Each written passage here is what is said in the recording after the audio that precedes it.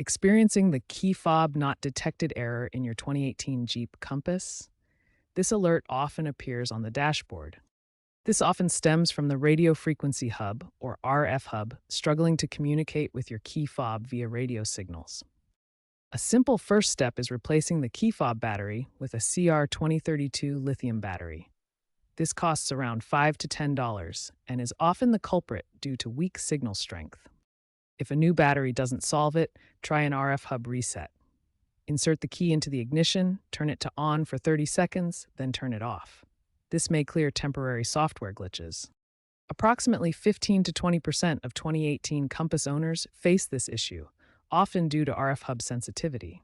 Software updates released by Stellantis in mid-2024 may improve RFHUB stability. If resetting the RFHUB doesn't resolve the issue, the module may need to relearn your key fob's code. Start by rapidly cycling the ignition key 8 to 10 times within 10 seconds to enter programming mode. Next, press the lock and unlock buttons on your key fob. The dashboard lights should flash to confirm recognition.